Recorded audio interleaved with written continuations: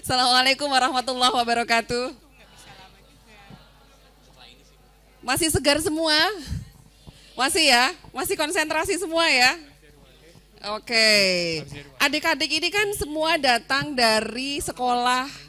Saya sebenarnya terus terang belum dapat informasi nih sekolahnya dari mana aja. Tapi tentu teman-teman ini semua memiliki guru dari sejak TK gitu ya sampai sekarang ini ya sekolah di SMA atau dari mana adik-adik sekolahnya ini? Dari Triguna, oke. Oh dari sebelah ya berarti ya. Adik-adik tentu punya guru favorit ya masing-masing. Punya guru idola ya. Guru yang seperti apa yang jadi idolanya adik-adik ini? Hah? Humble, oke. Terus? Yang nggak pelit nilainya, oke. Apa lagi? Hah?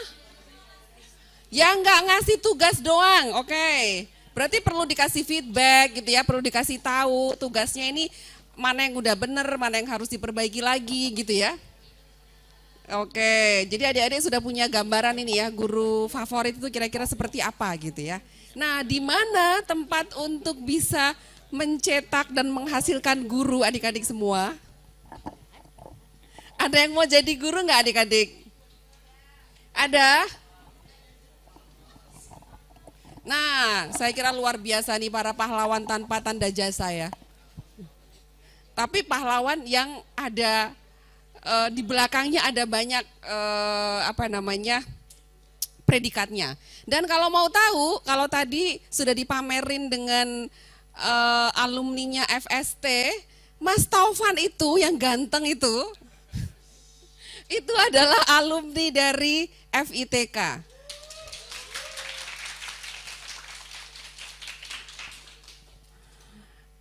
Jadi Mas Taufan ini bisa merepresentasikan alumni dari FITK, terutama dari Prodi Pendidikan Bahasa Inggris. Adik-adik ada yang suka dengan pelajaran bahasa Inggris? Ada banyak ya? Mau jadi apa ke depan? Mau jadi orang yang sukses apapun jalannya ya. Mungkin salah satu jalannya adalah melalui masuk kuliah di Fakultas Ilmu Tarbiyah dan Keguruan. Oke baik adik-adik, ini karena waktunya juga terbatas ya, jadi saya mulai saja. Kalau tadi di FST saya dengar ya ada matematika, ada kimia, ada biologi. Nah di Fakultas Ilmu Tarbiyah dan Keguruan kita juga punya ya beberapa prodi yang terkait dengan MIPA, matematika, biologi, kimia, fisika dan lain sebagainya. Bisa next aja slide-nya, Mas.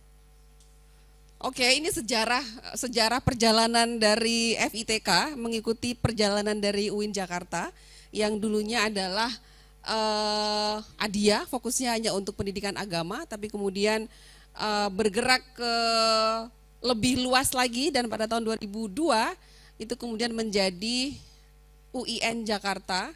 Dan Fakultas Ilmu Tarbiyah dan Keguruan ini adalah fakultas yang paling besar di seluruh UIN Jakarta. Meskipun dekannya mungil ya, cantik dan mungil. Narsis sedikit. Jadi kita punya 18 program studi. Bisa langsung di next aja, Mas. Ini bisa di skip saja, saya mau masuk ke prodi yang ada di fakultas kita. Jadi kita punya 12 program studi sarjana, kemudian 4 program magister, 1 program doktor, dan ada program profesi ya, profesi guru. Karena kalau mau jadi guru, sekarang ini tidak cukup hanya masuk ke Fakultas Ilmu Tarbiyah dan Keguruan, tapi nanti adik-adik harus lanjut ke program profesi. Seperti kalau mau jadi dokter juga nanti harus masuk ke program profesi. Nah guru juga begitu, sama gitu ya. Artinya kalau adik-adik nanti melanjutkan kuliahnya di FITK, kalau mau melanjutkan ke studi S2 atau bahkan S3, kita juga sudah punya beberapa prodi. Ada yang suka dengan pelajaran agama? Semuanya harus suka ya, karena agama ini menjadi panutan. Dan FITK, bisa di next aja. Oke, bisa dilihat sangat banyak memang prodi-prodinya. Nah, prodi program studi pendidikan agama Islam itu prodi yang paling favorit adik-adik semua untuk di FITK. Tingkat kompetisinya paling tinggi karena peminatnya sangat banyak untuk di prodi pendidikan agama Islam. Jadi harus hati-hati kalau mau masuk ke PAI itu harus punya kemampuan dan punya keberanian begitu ya, karena memang tingkat kompetisinya yang paling tinggi. Kemudian ada prodi pendidikan bahasa. Jadi bahasa kita punya 3 adik-adik ya, ada pendidikan bahasa Arab, bahasa Inggris, dan juga bahasa Indonesia. Sebenarnya ini harusnya bahasa Indonesia masuk di, jadi kita punya 3 yang terkait dengan bahasa. Saya kebetulan dari prodi pendidikan bahasa Inggris. Ada yang suka dengan pendidikan, suka dengan pelajaran bahasa Inggris? Suka ya. Dan saat ini banyak sekali program-program yang bisa diakses oleh adik-adik semuanya, asalkan memiliki kemampuan bahasa asing ya, tidak hanya bahasa Inggris ya, bahasa Arab juga bisa yang mumpuni. Saya sudah pernah berkeliling ke beberapa negara. Negara yang pertama kali saya kunjungi adalah negara Inggris misalnya. Di tahun 2001, kalian belum lahir ya. Iya, jadi melalui kemampuan bahasa Inggris itu kemudian kita bisa menjelajah dunia. Kalau memiliki kemampuan bahasa Arab pun juga sama. Tadi pagi teman-teman sudah mendengarkan dari FDI ya. Iya, nah itu dengan skill bahasa Arab gitu ya. Yang suka dengan hitung-hitungan atau yang suka dengan tantangan hitung-hitungan, karena matematika ini biasanya menjadi tantangan dan banyak yang tidak suka karena banyak rumusnya, banyak ngitung-ngitungnya, banyak jelimetnya. Tapi juga saya melihat tidak sedikit sebenarnya yang merasa bahwa ini menjadi sebuah tantangan dan ingin menaklukkan matematika dengan masuk ke program studi pendidikan matematika. Kita juga punya.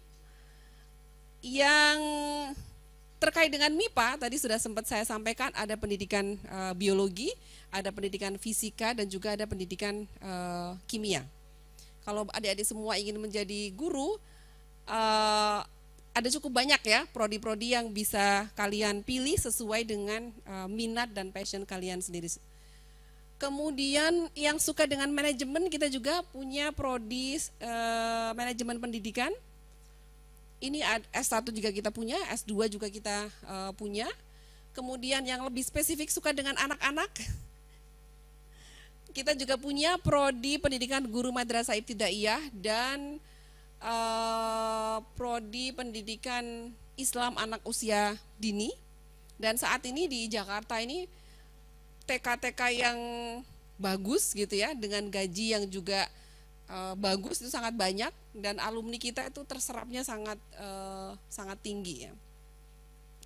Kemudian itu yang prodi-prodi S1. Untuk prodi S2 kita baru punya 4 ya, Magister Pendidikan Agama Islam, karena kita tahu memang PAI itu jurusan yang paling favorit di Fakultas FITK, jadi kita sudah punya S2 dan bahkan S3-nya. Kemudian prodi pendidikan bahasa Arab, prodi pendidikan bahasa Inggris, dan prodi pendidikan manajemen pendidikan Islam, itu yang untuk S2-nya. Oke, bisa next aja, Mas. Nah, ini beberapa kerjasama yang kita miliki, yang kemudian memang kita manfaatkan untuk bisa mengantarkan anak-anak mahasiswa kita. Karena saat ini kita tahu, kalian tadi sudah mendengar ya istilah MBKM misalnya, dan itu kita lakukan melalui beragam kerjasama. Tahun sebelumnya, misalnya kita punya beberapa mahasiswa yang datang dari luar karena kerjasama itu, jadi nanti teman-teman bisa punya kesempatan untuk berbaur dengan international students yang masuk ke fakultas kita, dan adik-adik juga bisa punya kesempatan untuk mengikuti program-program student mobility atau student exchange di beberapa negara. Oke, lanjut aja Mas. Nah, ini jumlah mahasiswanya tadi saya sudah sampaikan ya. Paling banyak itu ada di PAI karena ini memang prodi yang paling besar, prodi yang paling favorit, peminatnya juga paling banyak. Yang rendah-rendah itu karena program studi S2 ya. karena kita tidak membuka dalam jumlah yang besar gitu ya untuk untuk program studi S2. Next, Mas. Nah, ini toh mahasiswa asing kita dari beragam negara, baik di negara-negara tetangga kita di tingkat ASEAN maupun ini kita bisa lihat ya, ada dari Afrika Selatan itu cukup banyak. Kemudian dari Yaman, dari Turki juga ada gitu ya, dari Mesir juga ada. Next, Mas. Nah, ini keterserap sumber daya manusia ya. Kita punya beberapa guru besar, itu sudah cukup banyak. Yang baru saja di tahun 2023 ini ada 8 orang guru besar, termasuk saya juga guru besar yang baru gitu ya, di tahun 2023. Tapi untuk yang sebelumnya kita juga sudah punya cukup besar, dan beberapa juga sempat menjabat sebagai rektor dan wakil rektor di UIN Jakarta.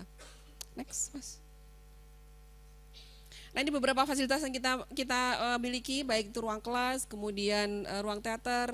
Ini kalau ada yang di prodi-prodi MIPA juga pasti kita berikan akses untuk masuk ke lab di masing-masing prodi, ada lab kimia dan lain sebagainya. Kemudian ini salah satu lembaga semi otonom Postar yang bergeraknya di bidang seni ya, seni musik, seni teater dan juga seni tulis. Dan Postar ini juga prestasinya sudah sangat banyak, baik di tingkat nasional maupun internasional. Nah, ini beberapa foto terkait dengan penampilan mereka, dan ini serapan kita ya. Jadi sebanyak 90,8% alumni kita itu mendapatkan pekerjaan pertama itu kurang dari 6 bulan. Bahkan beberapa sebenarnya ada yang cukup banyak ya sudah bekerja. Kalau kalian dengar bimbel, les privat, nah itu banyak sekali mahasiswa kita yang sudah mendapatkan akses pekerjaan dari sejak mereka kuliah gitu ya. Mas Taufan mungkin bisa menjadi saksinya gitu ya. Dan mungkin tidak hanya memberikan les privat untuk bahasa Inggris, tapi Mas Taufan ini karena passionnya itu di bagian public speaking gitu ya, MC, nah itu pasti banyak orderannya. Kemudian, nah dari 90,8% itu yang bekerja itu sebanyak 73,86%, dan ada yang juga yang berwirausaha, dan ada juga yang melanjutkan ke jenjang berikutnya. Karena saat ini beasiswa cukup banyak, dan kita di fakultas juga memberikan pendampingan terhadap mahasiswa kita untuk bisa melanjutkan studi ke jenjang yang lebih tinggi, baik di dalam maupun di luar negeri. Kayaknya udah ya? Masih ada lagi nggak slide-nya? Oke, terima kasih. Kalau ada yang ingin bertanya silahkan.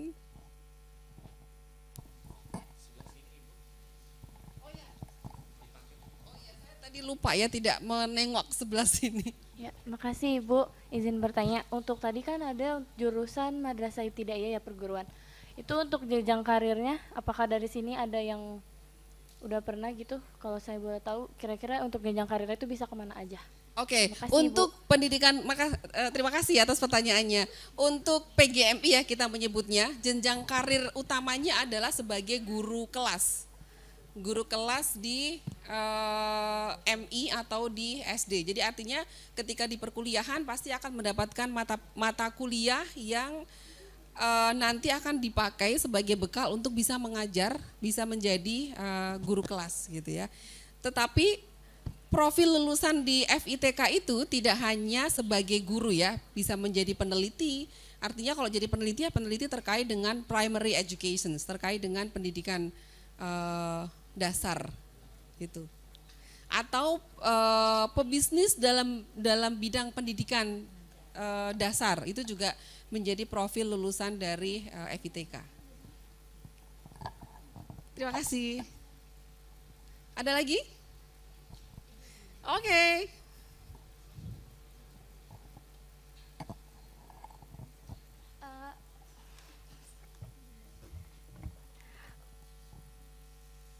Assalamualaikum warahmatullahi wabarakatuh. Nama saya Rafa. Saya mau bertanya, apakah jurusan pendidikan bahasa dan sastra tahun ini ada? Terus juga apakah ada beasiswanya gitu? Terima kasih.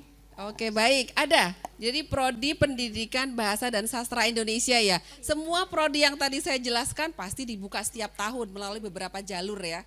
Ada yang jalur undangan melalui rapot, ada yang jalur seleksi tingkat nasional, ada juga yang jalur seleksi di perguruan tinggi keagamaan Islam, dan tentu juga ada jalur mandiri ya. Mandiri itu biasanya yang terakhir jalur tesnya. Untuk beasiswa tentu ada banyak beasiswa yang diberikan baik itu di tingkat universitas ya, atau kita juga punya STF itu singkatannya apa ya?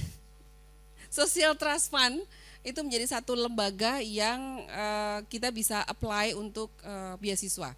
Nah, nanti kalau tertarik bisa diskusi lebih lanjut dengan wakil dekan di FITK, kan deket ya, Triguna ke sini main-main lagi gitu ya. Saya tidak hafal satu persatu, tapi tentu ada gitu ya akses untuk beasiswa untuk diberikan kepada mahasiswa yang masuk di fakultas kami.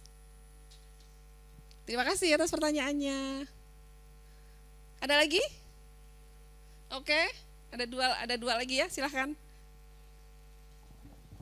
Ya, sebelumnya terima kasih. Saya ingin tanya kalau misalkan fakultas ini tuh bisa mengarahkan mahasiswa selain jadi guru apa enggak sih Bu? Atau misalkan Menteri Pendidikan yang lain-lain tuh bisa nggak sih Bu? Oke, Ya. sebenarnya banyak ya profil lulusan kita itu yang tidak hanya menjadi guru, meskipun memang betul sebagian besar pasti menjadi guru. Kayak Mas Taufan ini menjadi guru juga sebenarnya. Saya tahu Mas Taufan itu mengajar juga gitu ya. Saya tahu dulu misalnya Mas Taufan ini ngajar BIPA. BIPA itu, ada yang tahu BIPA?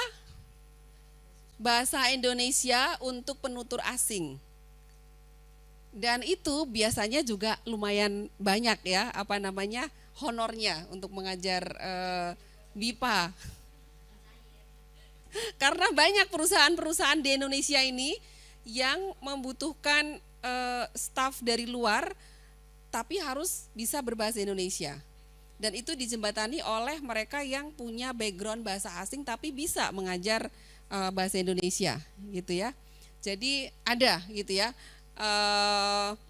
Dan untuk profilnya tadi ya, memang sebagian besar menjadi guru, tapi juga tidak menutup kemungkinan menjadi peneliti, menjadi politisi juga ada, banyak ya. Kita juga punya beberapa profil yang menjadi politisi atau menjadi pegiat aktivis dalam bidang pendidikan atau menjadi pebisnis dalam bidang pendidikan.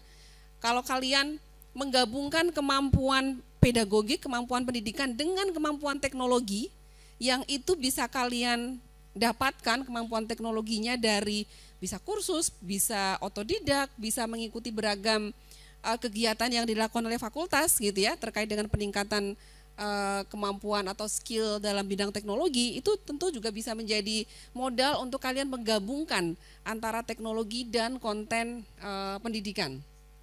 Dan itu tentu juga menghasilkan banyak gitu ya, karena pengembangan aplikasi dalam bidang pendidikan itu saya kira marketnya sangat besar gitu ya. Kalau kalian masuk ke TI atau SI yang tadi seperti disampaikan oleh Pak Dekan FST, dari sisi hardware-nya dapat gitu ya, tapi mungkin konten software-nya itu yang perlu diisi oleh teman-teman dari lulusan dari Fakultas Ilmu Tarbiyah dan Keguruan gitu. Ada satu lagi ya mungkin ya, saya nggak tahu waktunya masih cukup apa enggak Mas Taufan. Tapi mungkin satu lagi silakan. Ya.